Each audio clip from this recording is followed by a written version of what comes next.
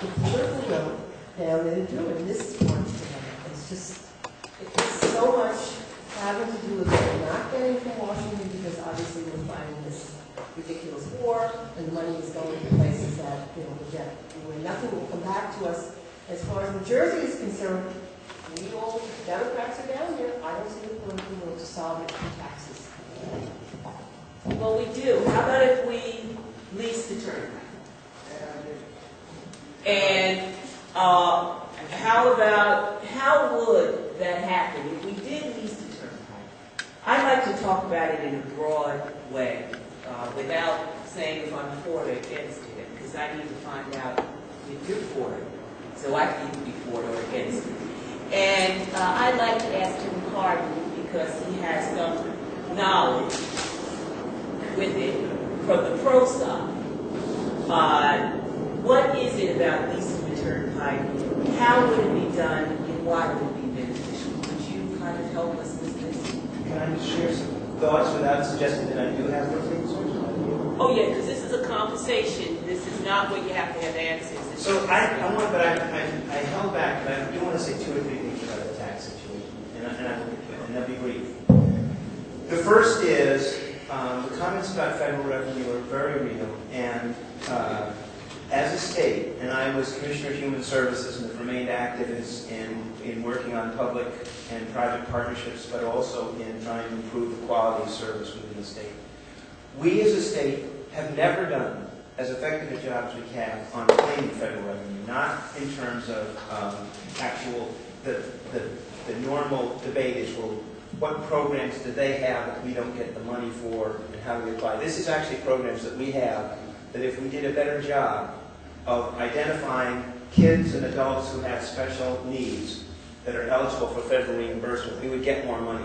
Now, that doesn't solve some of the other issues that have been raised here, but it frees up money. It would enable you, with the same amount of state money, to say, okay, we just got $50 million more in federal revenue, so we don't have to spend it on those particular needs. We can now use it for some of these other purposes. I served in government for 8 years in the 70s and early 80s, and I think we have been governing on the cheap, striving constantly to try and find a way to make it look as though we are able to afford things that are very difficult to afford in your economy, like political related taxes. It's very real. I think you have.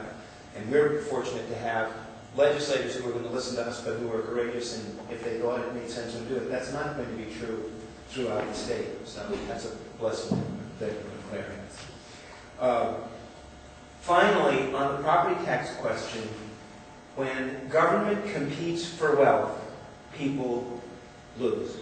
In other words, when what we're trying to do is grab wealth for here and put it here so that that will somehow support us, it means that someone else is going to not get that. And so when property tax says if you have a high value, you'll have more money, therefore your schools will have more money, whereas a place where there is lower value will have less money, that is not a good foundation for building an equitable society. And despite what everyone will say about what they'll vote or not vote for, you don't have a lot of opposition to the concept of equity. We just have a lot of challenges to get it. Okay, now I'll go on with this very hot topic you and I have discussed a number of times.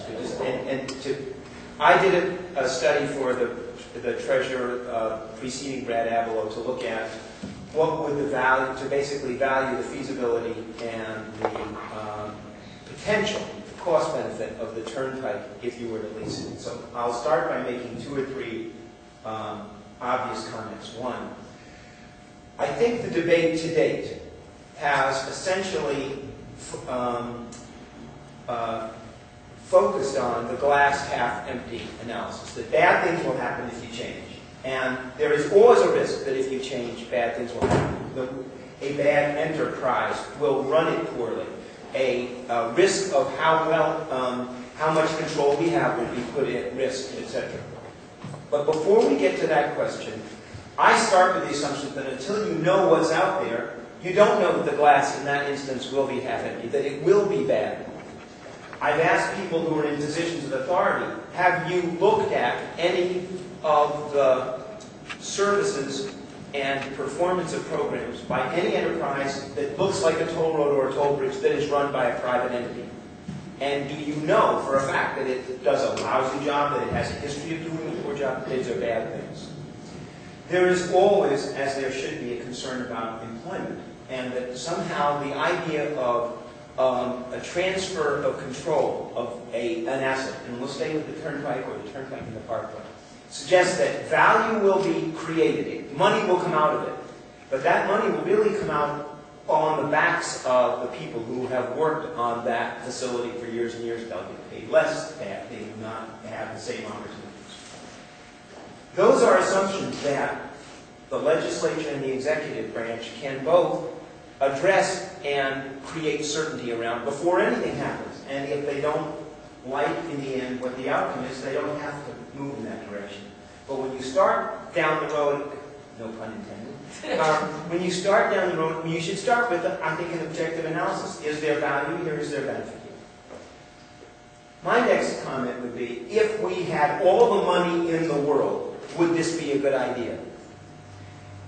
That is where I think the debate to date has failed. It has always been seen as an act of desperation of an administration trying to capture money that it needs to serve other needs.